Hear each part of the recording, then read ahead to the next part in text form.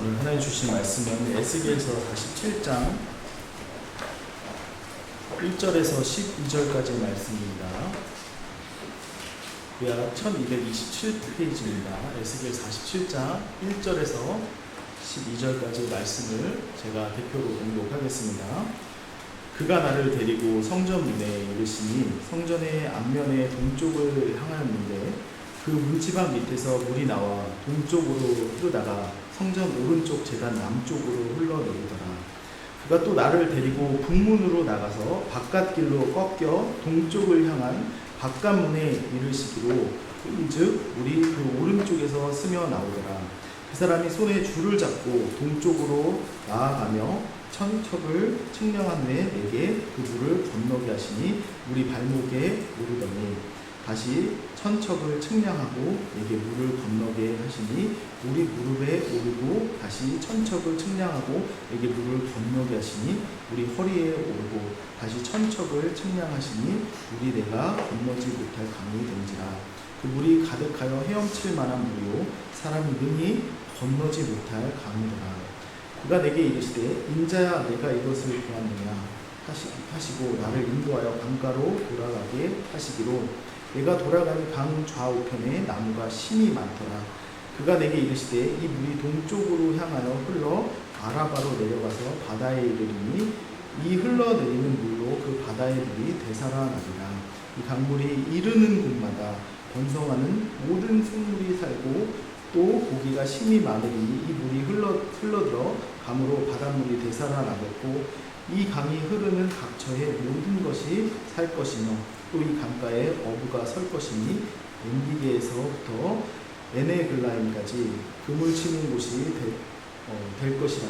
그 고기가 각기 종류를 따라 큰 바다의 고기같이 심이 많으려니와 그 진펄과 갯벌은 되살아나지 못하고 소금 땅이 될 것이며 강 좌우가에는 각종 먹을 과실나무가 자라서 그 잎이 시들지 아니하며 열매가 끊이지 아니하고 달마다 새 열매를 맺으니 그 물이 성소를 통하여 나옵니다. 그 열매는 먹을 만하고 그 잎사귀는 약재로가 되리라. 아멘. 잠시 기도하고 말씀 전하겠습니다. 생명의 근원 되신 하나님, 저희의 심령이 갈라진 땅과 같고 예배는 때로 소리 없는 갯벌과 같은 모습으로 드리지만 여전히 사랑하여 주심에 감사드립니다. 오늘도 참 성전인 예수 그리스도께로 나와왔으니 주님의 임재가 있는 곳에 주님께서 생수를 쏟아 부어주실 줄 믿습니다.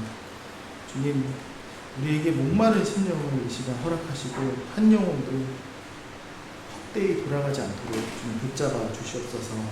그 은혜의 강물이 우리 심령을 모두 적셔 그 은혜의 그 강함과 또 그 은혜의 위대함을 경험하는 이 자리가 되게 하여 주시옵소서. 예수님의 이름으로 기도드립니다. 네, 저번 주는 마른 뼈가 살아나는 에스겔서의 환상을 또 설교를 했고, 이번 주는 성전에서 물이 나오는 것을 이제 준비하고 설교를 준비했습니다. 여러분 믿어지시나요? 제가 설교를 준비하면 이 시대에 이 얘기를 들으면 참 무슨 생각을 할까? 사람들이 그런 생각을 해보게 됐습니다. 여러분 여기 나온 내용들이 믿어지십니까? 한번 그거부터 마음에 한번 생각해보고 들어주시면 좋을 것 같습니다. 여러분 하나님이 왜 우리에게 환상이라는 것을 이야기하실까요? 황홀하게 너는 다른 사람과 특별한 존재라는 것을 알려주기에 막연히 그렇게 하실까요? 다른 방법도 있는데 환상으로 보여주시거든요. 왜 그러실까요, 여러분? 사실 현실을 열심히 살아가면 다 마주하는 게 절망이거든요. 여러분에게 소망이 얼마나 남아있는지 제가 개개인 모두를 아는 건 아니지만 이 환상만큼 그 절망의 시기에 힘이 되는 것이 없습니다. 그리고 사실 그 절망을 체험한 자만이 왜 예수만 이야기를 하고 왜 예수의 이야기를 들어야 하는지를 알게 되거든요. 그래서 하나님이 지금 저희들에게 말씀으로 참 도저히 이 일은 일어날 것 같지 않다라는 일들을 이야기하시는 부분인 거라고 저는 확신하게 되었어요. 여러분, 물은 생명이거든요. 저도 물 공부를 해봤기 때문에 이 물이 얼마나 중요한지 알고 있습니다. 생명이 모이는 곳엔 반드시 물이 있고요. 물이 있어야 생명이 모이게 됩니다. 사실 이 물을 주제로 설교를 한다는 게 제게는 참 영광이고 특권인데, 사실 예수님은 항상 자신을 생명수라 얘기하셨고 빵이라 얘기하셨고, 가끔은 자신을 어떤 신랑, 비유를 따지자면 이 인생에 안 들어가는 비유가 없습니다. 이 성경에 나오는 비유 중에. 왜 그렇게까지 어찌 보면 극단적으로 극대화해서 자신을 이렇게 설명해 가시는지를 한번 본문을 통해 한번 살펴보도록 하겠습니다. 여러분, 이스라엘 땅에는 물이 가득한데 아무것도 살지 못하는 바다가 한 군데가 있었습니다.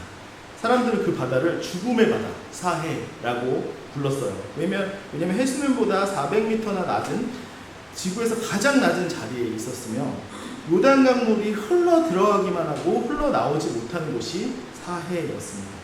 뜨거운 햇빛에 물은 증발하고 자주자주 소금만 남고 이 염도가 바다의 10배에 이른다고 합니다.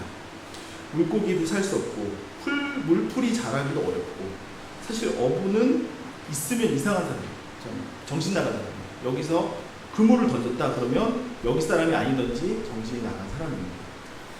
참 물이 있으나 생명이 없는 바다, 받기만 하고 내어주지 못하는 이 바다가 사실 어찌 보면 우리의 인생의 내면과 너무 닮아 있어 보입니다. 사실 이 에스겔의 이 본문은 오늘 이 죽음의 바다가 살아나는 환상을 본 거예요. 다른 거 본 것이 아니라, 만약에 여기서 쓰셨으면 우리가 도나우강이 살아나고 그런 모습을 봤을 거예요. 이때가 어느 때냐면요, 포로 생활 25번째 해, 25년이 지난 거예요. 여러분, 이때 소망이 있을 거라 생각하세요? 사실 예루살렘이 무너진 지 14년, 그리고 선지자는 50세를 넘긴 나이에요. 더 이상 뭐가 보이지 않아요. 그러니까 포로로 다 백성들은 포로로 끌려갔고, 이 50세면 거의 중년을 넘어 노년이라고 이 당시는 기록을 하거든요. 그렇게 다 절망하고 있을 때 어떤 사람이 이스라엘 땅으로 그를 데려가서 새 성전을 보여줍니다. 제가 말씀드렸죠. 40장부터 46장을 읽으면 이 사람을 뭐라고 얘기하냐면, 놋같이 빛나는 한 사람이 손에 측량하는 장대를 들고 성전 구석구석을 재며 안내를 합니다. 근데 이 모습이요, 다니엘서에서 똑같이 나와요. 제가 말씀드리죠. 이 모습은 예수 그리스도의 현현이라고 보셔도 정말로 확신하는 바입니다. 여러분, 인생이 어려운 순간을 지날 때요, 어떤 사람 만나본 적 있어요. 저도 만나본 적 있거든요. 막 제 어려운 순간에 탁 만났는데 천사로 보이고 하나님 보낸 주의 사자로 보일 때가 있습니다. 물론 착각일 수도 있지만, 지금 에스겔이라는 한 인생의 인물이 가장 어려울 때 예수 그리스도께서 나타나 주십니다. 이건 반칙이에요, 사실. 여러분, 무슨 얘기냐면, 사실 이렇게 하시지 않아도 되는데 절망한 그들, 절망한 민족을, 또 죄악에 빠져 무능한 백성 앞에 어찌 보면 새 시작을 알리는 모습으로 나타나 주신 것입니다. 그 긴 측량이 끝나자 안내자, 즉 예수 그리스도께서는 에스겔을 성전 문 앞으로 데리고 가세요. 그리고 거기서 선지자가 볼 수 없는 이 도면을 다 따져봤을 때 문지방에서 물이 나오고 있는 것을 보여줍니다. 여러분, 혹시 집에 문지방에 물이 나오면 여러분은 망하신 거예요. 무슨 얘기냐면, 침수된 집이라는 겁니다. 무슨 얘기인지 아시겠어요? 성전에는 물이 나오지 않아요. 제가 어느 성전을 연구를 해봐도 성전에서는 물이 나올 수가 없습니다. 근데 환상이라고 말씀드렸죠? 근데 환상에서 물이 나오고 있습니다. 왜 이렇게까지 하나님은 극대화된 환상을 우리에게 보여주실까요?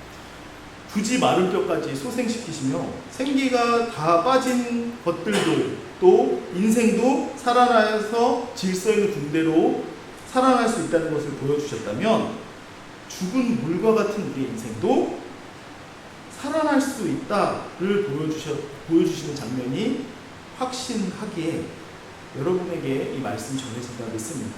내 인생에 말라 비틀어진 그 자리, 죽었다고 판결 내린 그 자리에도 여러분 질문하셔야 돼요. 그 은혜의 강물이 흐를 수 있을까라는 생각을 한번 해보셔야 합니다. 근데 기억하셔야 돼요. 이 물은 상류와 하류가 따로 정해져 있지 않습니다. 저는 이제 2023년, 2024년에 이 물들을 채취하고 물들에 대해서 연구하는 데 있지만 상류, 하류를 해서 농도 이런 걸 다 계산을 했었던 공부를 했는데요. 지금 그런 상황이 아니라는 거예요. 우리는 지금 건물을 쳐다보고 어떤 목조물 아니면 만들어진 걸 보는 게 아니라 한 분을 반드시 만나게 돼요.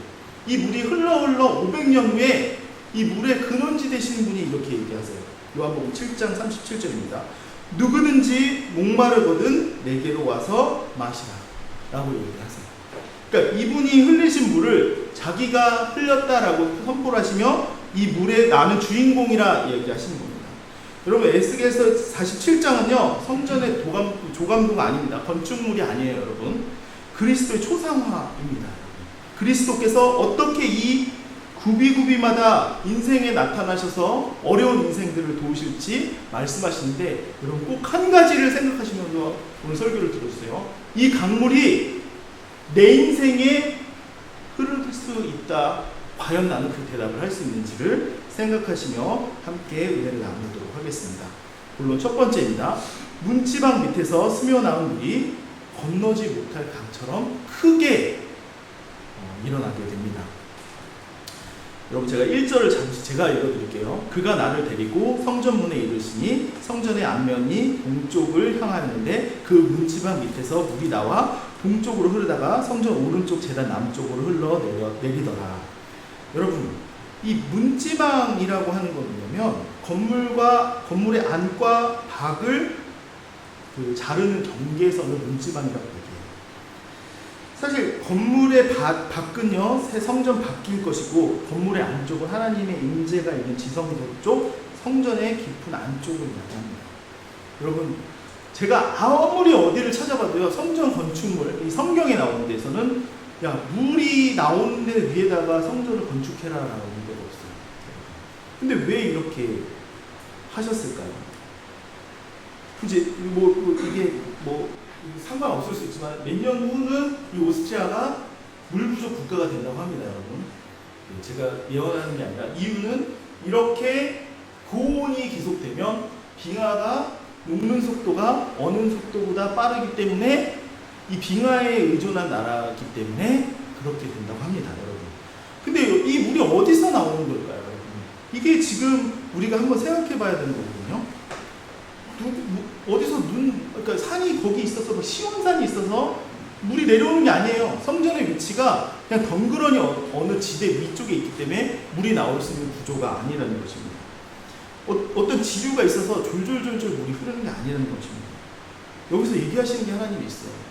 생명의 근원은 하나님의 임재 안에서 나온다는 걸 하나님이 얘기하시는 거예요. 그냥 밑도 끝도 없이 그냥 여기서 물이 나와 이 얘기를 하는 게 아니라 생명의 근원, 그건 하나님께로부터 나온다는 거예요. 하나님이 계신 곳에서 생명이 시작됨을 알리기 위해서 이 물이 문지방을 넘는다 표현한 것입니다. 여러분, 왜 그럴까요?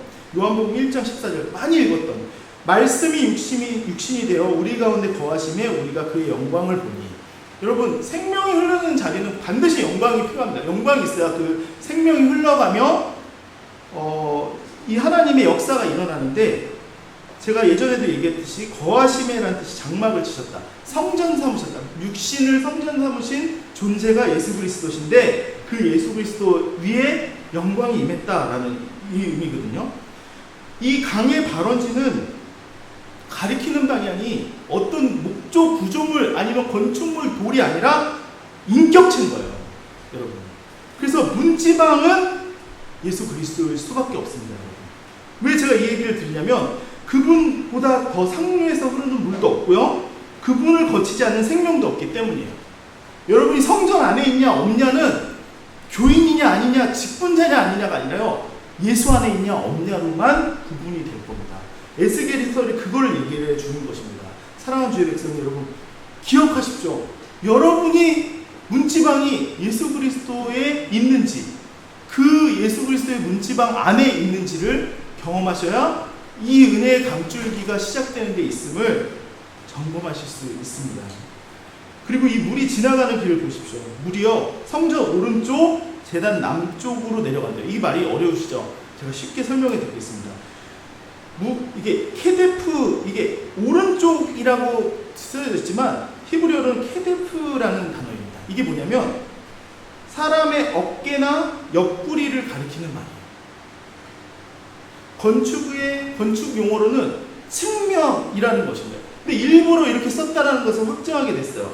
성전의 옆구리에서 흘러나온 물이 하필 제단 곁을 스치고 지나간다라고 쓰여져 있다는 겁니다, 여러분. 이게 무슨 의미일까요, 여러분? 제단이 무엇일까요? 희생제물이 피 흘려서 쓰러지는 자리거든요. 생명수는요, 기억하십시오. 제단을 우회해서 지나가지 않습니다, 여러분. 즉 제사의 자리, 피 흘림의 자리를 지나가서 세상으로 흐른다를 에스겔서부터 얘기하는 거예요. 여러분, 이게 그대로 성취되지 않았겠습니까? 골고다에서 이루어졌어요. 참 성전이신 예수 그리스도의 몸이 헐리던 날 한 군인이 창으로 그의 옆구리를 찔렀죠. 그래서 그중 이렇게 요한복음 19장 30절에 이렇게 나옵니다. 그중 한 군인이 창으로 옆구리를 찌르니 곧 피와 물이 나오더라.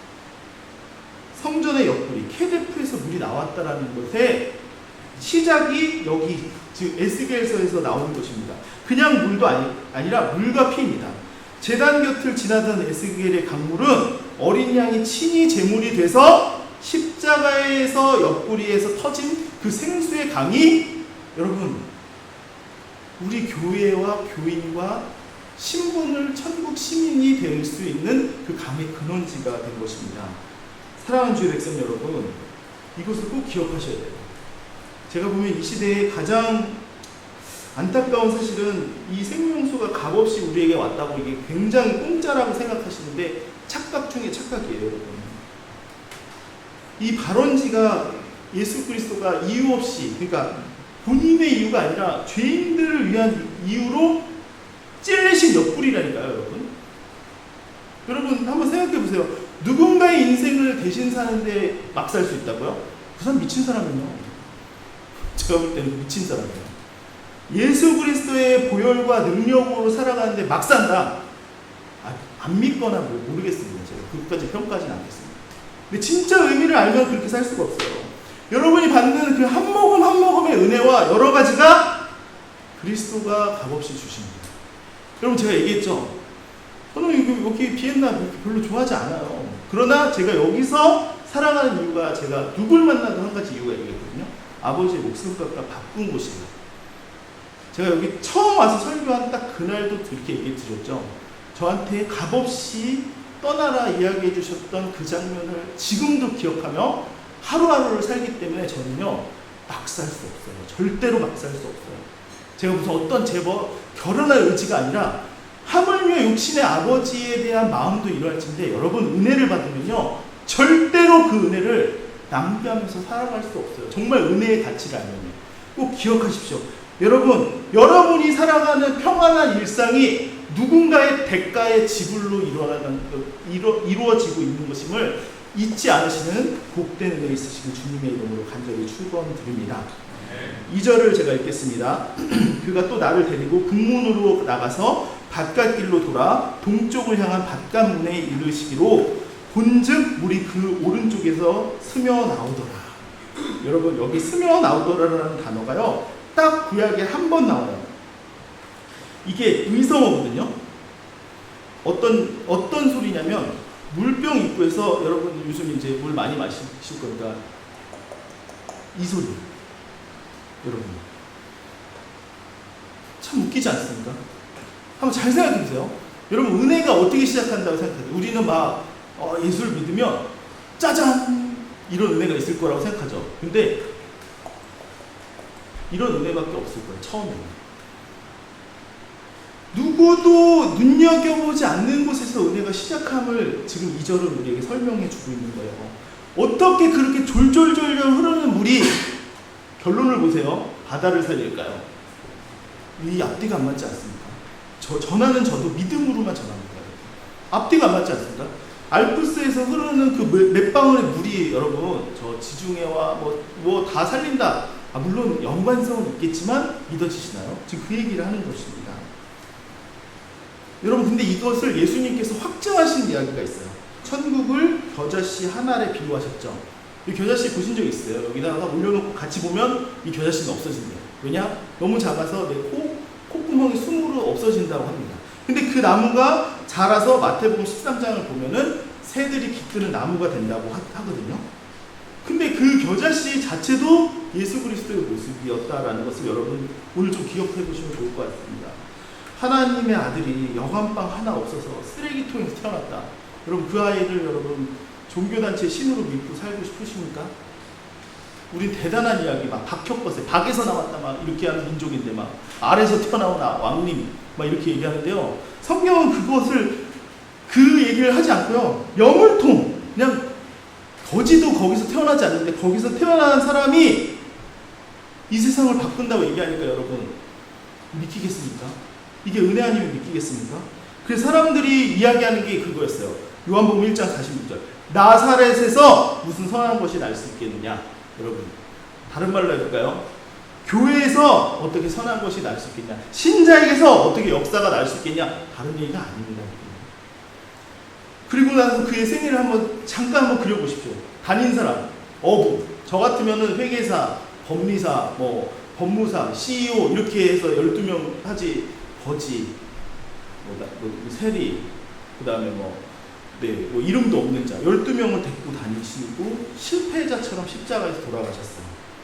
세상의 눈에서 볼 때는요, 이것보다 정말 끊길 것 같은 물줄기가 없었다니까요. 근데 그게 2000년이 지나서 여러분 아무도 부인할 수 없는 것. 그 줄기가 있었기 때문에 여러분이 여기 앉아 있는 거예요, 저랑. 이게 우연이 아닙니다, 여러분. 거기서 흐른 그 영생의 발원지, 예수 그리스도의 십자가의 보혈과 피 때문에 교회라는 게 탄생했고, 신분을 넘어, 민족을 넘어, 높낮이를 넘어 여러분과 제가 여기 앉아있고 이렇게 살아갈 수 있는 것입니다. 여러분 꼭 기억하시면 하나님의 역사는 가장 작은 일부터 일어나는 것을 여러분 꼭 기억하셔야 합니다. 사람이 측량할 수 없을 만큼 완성이 되지만 그 일에 우리가 예측을 하거나 그런 것은 아니지만, 예수 그리스도의 생애를 보며 이 성전에서 흐르는 작은 시작물이 어떻게 바다를 살릴지에 대해서 그릴 수 있는 것처럼 여러분 여기다 소망, 이 강은 나에게 흐를 수 있을까? 이 강물이 내 인생을 바꿀 수 있을까? 점검해 보시길 간절히 축원드립니다. 여러분 이제 3절에서 5절을 제가 읽진 않겠습니다. 그 물이 발목까지 차오르고 또 무릎, 그 다음에 허리, 그 다음에 물이 다 나의 높이를 넘어서 그 물에서 헤엄을 쳐야지만 나올 수 있는 상황입니다. 여러분 왜 이렇게 하셨을까요? 제가 여기서 참 은혜 받은 것은 뭐냐면 천척을 측량한 회라고 되어 있어요. 이게 간단히 얘기 드리면요, 발목에 차오를 때까지 또 무릎에 차오를 때까지요 다 계산된 거라는 겁니다. 여러분 예수 그리스도가 그냥 들어가봐, 야 한번 물 담가봐 이러지 않습니다. 여러분 아이랑 물놀이 해보신 적 있으세요? 저도 해봤지만 이 높이를 다 계산해주고 부모가 들어가서 놔도 되는지 안 놔도 되는지 그 장면과 똑같아요. 이 물에 이 에스겔을 담가도 되는지 아닌지를요 계속 정밀하게 재보셨다는 것입니다. 여러분 이런 은혜를 받은 자가 성도라고 하는 것이고, 이런 보호와 통치를 받는 자를 그리스도인이라고 얘기하는 것입니다. 절대로 여러분 그냥 은혜의 강물에 너희를 쏟아서 홍수로 죽이겠다 이런 게 아니라 다 일정하게 재서 어느 때는 발목, 어느 때는 무릎, 어느 때는 허리, 그리고 측량할 수 없는 은혜로 그를 쓸어서 그 은혜의 강물 속에 집어넣으신데 그게 다 계산된 거라는 것입니다. 여러분 사랑하는 주의 백성 여러분, 이것이 힘든 일인 걸 압니다. 특히 현대인들은 힘든 거 아세요? 여러분 여기 다 척척박사신 거 아세요? 여러분 저 다 비서 한 분씩 갖고 계시잖아요. AI, GPT 뭐 물어보면 다 나오잖아요 요즘요. 여러분 근데 여러분 그 시대에 사는 여러분들께 제가 은혜에 맡기세요 이렇게 얘기한다고 여러분이 맡겨보겠습니다 이렇게 하겠겠어요? 다 똑똑한 나의 구조물과 살아왔던 철학과 철칙이 있는데 말입니다. 제가 볼 때 이 시대의 은혜는요 위험에 빠뜨리는 일처럼 다가온다고 저는 확신합니다. 여러분 꼭 기억하세요. 우리가 아는 패턴으로 절대 다가오지 않습니다. 저는요 개인적으로 물에 들어가는 걸 굉장히 싫어합니다. 신혼여행할 때도 이렇게 잠수하는 그 패키지 돈을 다 내놨거든요. 안 한다고 했어요. 저는 무조건 발이 들어가면 걸어 나와야 돼요. 네. 물에서 노는 친구들 보면 진짜 부러워요. 제 아들을 성공시켰습니다. 물개처럼 잘 노는데 저는 절대로 발이 들어가면 발을 닿아서 나와야 되지 몸이 떠있다. 불안 초조해서 수영을 못합니다. 죄송합니다. 제 성격이 그렇습니다. 저와 같이 인생을 사시는 분도 많으실 거예요. 아마. 내가 이 은혜에 맡기면 밑이 얼마나 이렇게 그 보장이 안 되는지 모르니까 막 허우적대다가 나 진짜 익사할 거야. 이런 은혜의 장면일 수 있습니다. 근데 왜 이걸 맡겨야 될까요? 제가 이걸 준비하다가 한 해 전에 본 그 스위스의 퇴근길 뉴스가 기억이 났습니다. 여러분, 그게 강이 어딘지 모르지만 갑자기 회사원들이 막 벌러던 옷을 벗더니 옷을 막 다 방수가 되는 가방에 넣고 강가에다 딱 던진 다음에 그 물살에다가 몸을 확 던져갖고 퇴근을 하는 퇴근길이었어요. 이렇게 다 들어가서 쭉 가는 거래. 그러다가 줄이 다 있더라고요. 그래서 자기 집 정도 되면은 그 줄을 딱 잡고 퇴근을 하는 거예요. 한번 잘 생각해 보십시오. 그 사람들이 걸어가면 땀 흘리고 어마어마하게 힘이 많이 들겠지만 돈도 안 드는데 그 퇴근길에 다 잡히는 장면들이 보면은 다 기뻐요. 그래서 물 다 털고 나와서 집에 갔더라고요. 얼마나 빨리 갔겠습니까? 하나님이 주시는 은혜가 좀 비단 그런 모습과 유사하지 않을까 생각을 해보게 됐습니다. 우리를 익사시키려고 부르신 게 아니라 그 은혜의 강물 속에 뭐 빨리 간다 늦게 간다는 건 모르지만 유유히 우리의 능력과 우리의 모자람과 상관없이 이끄시고 인도하신다는 것입니다. 여러분. 이 장면이 에베소서 3장 18절에서 19절에 이렇게 나옵니다.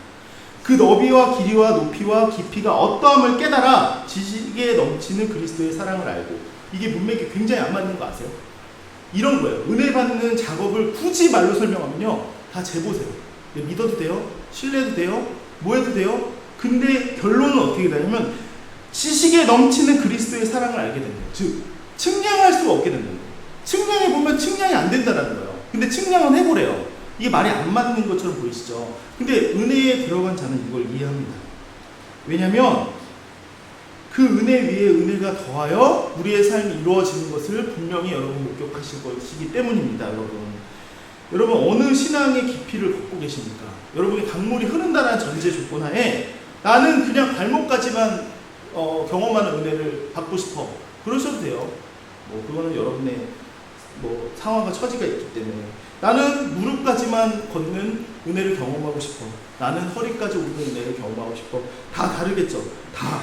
근데 하나님이 원하시는 건요, 그 발이 그 땅에 떨어져서 은혜의 홍수 가운데 떠맡겨짐을 경험하는 자입니다. 왜냐하면 그래야 더 깊은 곳으로, 더 하나님이 원하는 곳으로 가기 때문입니다. 사랑하는 주의 백성 여러분, 그냥 돌려 얘기하지 않겠습니다. 내 인생의 통제권을 내려놓으라는 것입니다.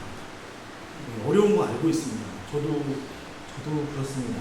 여러분도 그러시겠죠. 이게 은혜를 경험하는 유일한 방법이라고 합니다. 여러분을 부서뜨리기 위해 문제가 지금 다가오고 환난과 어려움이 다가오는 것이 아니라 그리스도께 나를 다 맡기게 하시기 위하여 하나님이 그렇게 하신 것입니다. 베드로 기억나시죠? 그가 물 위에서 배운 것이 그거였다고 저는 믿습니다. 물 위를 자기 힘으로 걸어가는 줄 알았는데 결국 주님의 손에 붙들려 살아난 것처럼 여러분의 인생도 이 은혜의 강물과 물줄기 안에 살아날 수 있기를 하나님 기다리고 계십니다. 그렇게 간곡히 부탁드립니다. 은혜에 맡기며 그 은혜가 나를 인도하는 방향이 어딘지를 경험하시는 복된 신앙의 여정 되시길 주님의 이름으로 간곡히 축원드립니다. 물론 두 번째입니다. 이 강물이 이르는 곳마다 모든 것이 살아납니다. 강물이요 동쪽으로 흘러 아라비아 광야를 지나 바다에 이릅니다. 그 바다가 어딜까요? 제가 아까 말씀드린 사해예요. 이게 만약에 이 성경이 여기 쓰였으면 분명히 도나우강에 이르리라 이랬겠죠. 분명히 지금 에스겔은 머릿속에 바다 이름 사해예요. 왜냐면 그 물이 흘러가는 그 지형을 아는 것이 그거밖에 없기 때문입니다. 근데 여기 여러분 굉장히 좀 신기한 표현이 있습니다. 되살아나리라 라고 되어 있거든요. 8절에 9절 보면 되살아나리라 라고 되어 있는데 이게 히브리어로 따지면 라파라는 동사입니다. 라파, 하나님 라파, 이게 무슨 얘기인지 아시죠? 치료하시는 하나님이거든요. 치료하다라는 것입니다. 물이 사실 다시 채워진다라고 얘기하지 않고 치료한다라고 되어 있어요. 그 물이 그 은혜의 강물과 생수가 흐르면 그 물이 그냥 어디 물을 대체하는 게 아니라 반드시 치료하게 된다는 것입니다. 출애굽기 15장 26절에 이렇게 이야기하지 않았습니까? 하나님이 나는 너희를 치료하는 여호와이니라. 여기에서 나오는 단어와 똑같다는 겁니다. 이 치료가 어떻게 올까요, 여러분? 이게 되게 중요합니다. 치료가 주세요 이렇게 해서 오는 게 아니라 그가 찔림은 우리의 허물 때문이요, 그가 상함은 우리의 죄악 때문이라. 그가 채찍에 맞음으로 우리는 나음을 받았도다. 여러분, 방법은 이거 하나입니다. 우리가 치유받는 방식은 예수 그리스도의 보혈과 능력이지 우리의 열심과 특심과 우리의 인격과 우리의 잘됨과 어떠함이 아니라 그 강물을 흘려주신, 찔리신 옆구리에서 발현하셨듯이, 예수 그리스도의 은혜가 발현했듯이 그 상처에서 흘러나옵니다. 죽음의 바다도 이렇게 난다라는 것입니다. 우리의 인생도 이렇게 회복된다라는 것을 기억해 보십시오. 아까 제가 말씀드렸죠. 사해에는 어부가 없다고 말씀드렸죠. 창세 이래로 없던 풍경일 거예요. 여러분, 왜 근데 이렇게 해놓으셨을까요? 하나님의 회복과 풍성히 주신 은혜는요, 아까 말씀드렸듯이 상상을 뛰어넘기 때문입니다. 여러분, 한번 이 모습을 기억해 보시면서 예수님이 사해 위에서 우리를 이렇게 부르셨다고 한번 생각해 보세요. 제 음성이 아니라 예수께서 나를 따라오라. 내가 너희를 사람을 낚는 어부가 되게 하리라. 뭐라고 대답하시겠어요? 미쳤습니까? 하나님 이랬을 것 같아요. 저는 이제 좀 알겠다고. 미쳤어요? 여기 고기 안 잡히는 거 모르세요? 제가 이랬을 것 같아요. 저는. 여러분, 장난하십니까? 하나님? 예수님이 이랬을 것 같아요. 근데 여러분 기억하시죠? 부활하신 주님이 베드로에게 나타나셔서 그 그물을 배 오른편에 던지라고 153마리에 잡혔지 않습니까? 네, 저희 와이파이 번호 뒤에 그러니까 153마리거든요. 근데 여러분 153마리가 아니에요. 153마리의 각기 다른 종류의 물고기가 잡힌 거예요. 여러분, 이거는 예수님만 잡을 수 있습니다. 지금 저랑 내기하셔서 잡으면 제가 10,000유로 드리는데 절대 도나우강에서 115마리 세 종의 물고기를 한 번에 잡으시면 제가 10,000유로 드립니다. 이렇게 해도 절대 못 잡으세요. 하나님 그냥 예수 그리스도가 그냥 기적을 너네들 내가 얼마나 물고기 잘 잡는지 보여줄게 이게 아니라요. 153마리의 민족, 그러니까 그 종류의 민족을 내가 모으고 그 민족들이 와서 치유를 받을 거라고 예언에 종결을 찍은 장면이라는 겁니다. 에스겔에서 시작한 그 장면이 여기까지 이어진다라는 것을 여러분에게 이해시켜 드리기 위해 설명드리는 겁니다, 여러분. 여러분, 근데 여기서 기억해야 될 게 있어요. 11절을 잠깐 보겠습니다. 그 진펄과 갯벌은 되살아나지 못하고 소금 땅이 될 것입니다. 꼭 기억하십시오. 강물이 그토록 힘차게 흘러도 살아나지 못하는 자리가 있다는 겁니다. 어느 자리요? 진펄과 갯벌. 요즘 말로 해드릴게요. 고인물. 은혜의 체험 없이, 은혜의 공급 없이 살아가는 모든 이는 죽는다는 거예요. 이건 제 예언이 아니기 때문에 자해석하고 곡해하는 게 아니기 때문에 믿으셔도 됩니다. 여러분, 강과 이어지기를 거부하고 자기의 물만 움켜쥔 자리에서는 소금밖에 안 남는 거예요, 여러분. 은혜의 강가에 살면서도 은혜와 연결되지 않는다는 것, 이게 환상이 주는 엄중한 경고예요. 죽는다는 거예요, 여러분. 예수님 당시에도 이런 일들이 있었어요. 주님이 성경에다가 성경을 가장 밝히 해석한다는 이들에게 이런 충격적인 얘기를 하셨습니다. 요한복음 5장 39절 40절입니다. 제가 읽어드릴게요. 너희가 성경에서 영생을 얻는 줄 생각하고 성경을 연구하거니와 이 성경이 곧 내게 대하여 증언하는 것이니라. 여기가 충격적인 말이에요. 그러나 너희가 영생을 얻기 위하여 내게 오기를 원하지 아니하는도다. 아멘하면 안 된다. 웃기지 않습니까? 영생을 연구하면 성경을 연구하는데 예수를 모른다는 얘기예요. 사랑하는 주의 백성 여러분, 이런 인생 살지 마십시오. 여러분, 40년, 30년 인생을 바쳐서 그리스도인으로 살아가는데 예수를 모른다. 이럴 수 있다는 겁니다. 언제요? 강가의 그 근원지와 내가 떨어져 있을 때 말입니다. 여러분, 주일마다 말씀의 강물이 흐릅니다. 제가 잘 전해서가 아니라요. 그건 하나님이 만드신 그냥 법칙이세요. 여러분에게 교회라는 것을 주셨고, 강단이라는 것을 주셨고, 말씀의 은혜라는 것을 주셨으면 거기서 떨어지지만 않으면 됩니다. 이거는 뭐 주일 성수 잘해라가 문제가 아니라요. 그 강물이 오늘도 여전히 흐르고 있고 그리스도께 연결될 수 있는데 그것을 애써 힘써 거부하지 말라는 얘기입니다. 그렇게 될 때 결과가 나옵니다. 12절을 보면 읽진 않겠습니다. 각종 과실나무가 자라게 된다고 합니다. 잎이 시들지 않고 열매가 끊이지 않고 달마다 새 열매를 맺는다고 얘기합니다. 여러분, 이 표현도 굉장히 낯설어요. 여러분, 우리가 열매를 맺으면 보통 1년에 한 번 맺지 않습니까?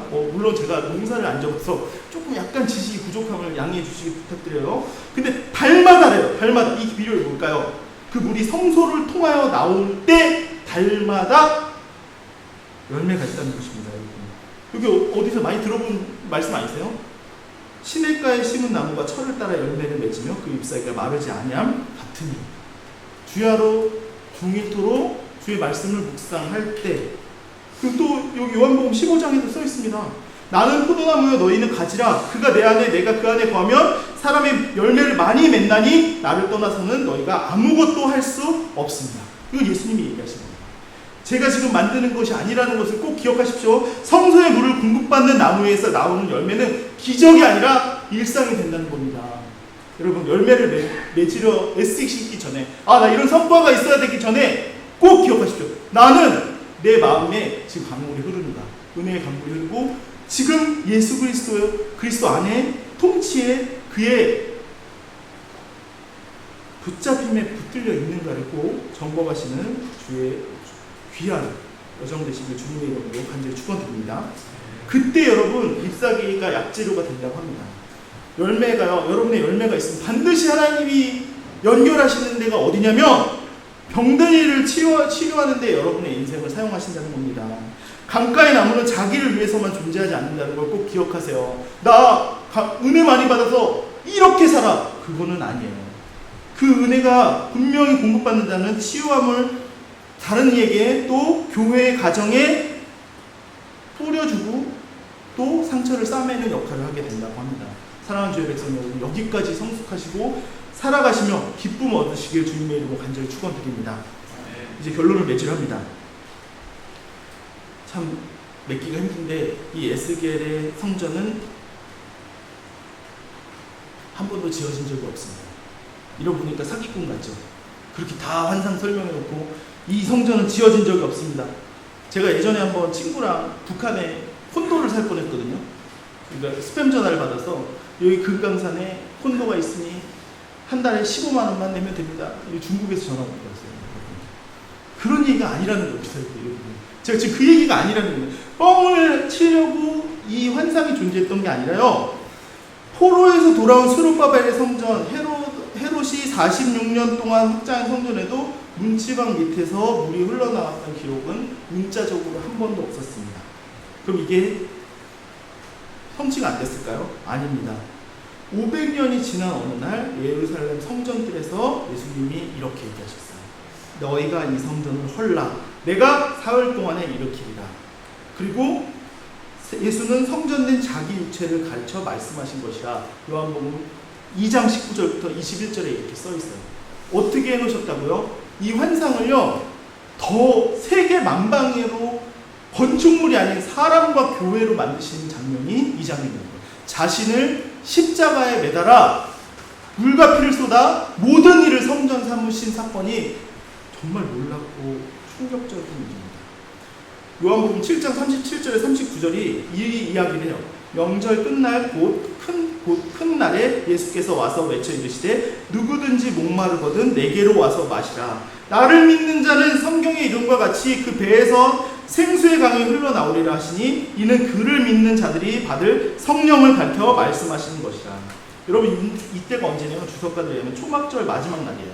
에스겔서가 나온 후부터 사람들이 이 환상이 성취되게 하기 위해서 제사장들로 말미암아 실로암 못에서 그 항아리에 물을 기로와 제단에 부었대요. 일부러 부어서 성전에서 지금 물 나오는 거야 니네. 이제 이런 환상이 이제 실제화가 될 거야. 이렇게 하면서 그 약속을 기억하는 예식의 자리에서 예수 그리스도가 이렇게 얘기하신 거예요.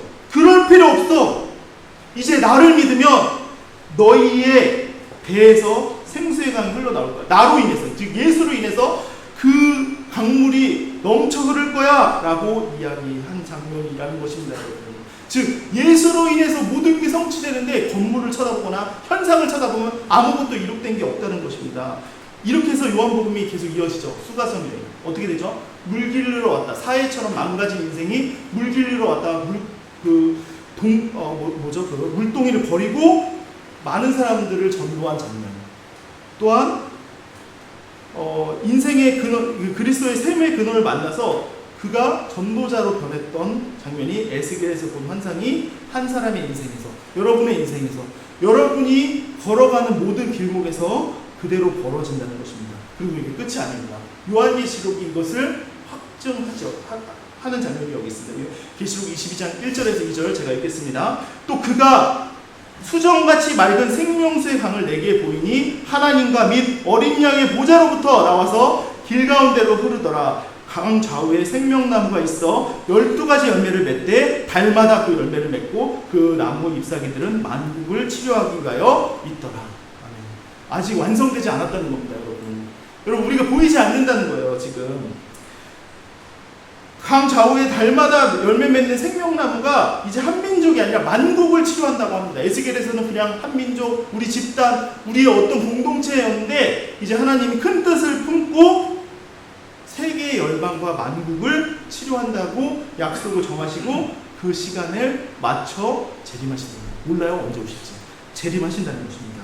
사랑하는 주의 백성 여러분, 여러분은 이 강가 어디에 서 있다고 생각하십니까? 흐른다면 말입니다.